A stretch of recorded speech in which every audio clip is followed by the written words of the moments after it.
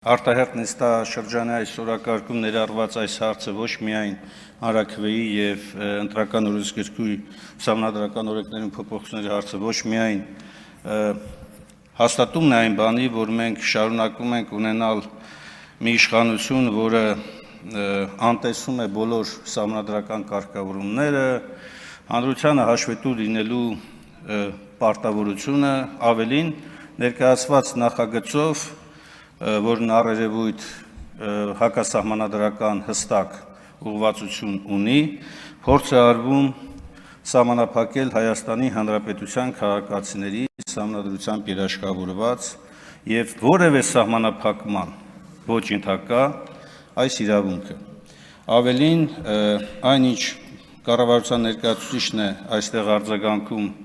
այս հարցի վերաբերյալ իմ հարցադրմանը, հաստատումն է այն բանի, որ ակնհայտորեն անտեսված է նաև Հայաստանի օրենսդրությամբ պահանջված մի շարք ընթացակարգեր, այդ թվում նաև Վենետիկի հանձնաժողովին, որը ընտրական օրենսդրության շրջանակներում հանդիսանում է Հայաստանի Հանրապետության կարևորագույն գործընկեր կազմակերպությունը եւ միջազգային ստանդարտներ առաջ մղող կազմակերպությունը, առանց այս կազմակերպության նույնիսկ ներկայացրած կոնկրետ փոփոխությունների կարծիքի միանգամից երկու ընթերցում է նախատեսվում, ինչը նաև վկայում է գործող իշխանության հակապետական մտածողության մասին։ Ես չգիտեմ, թե ինչ ենթադրություններ ունի իշխանությունը այս նախագծերը նման հրատապ կարգով առաջ մղելու համար, բայց ակնհայտ է,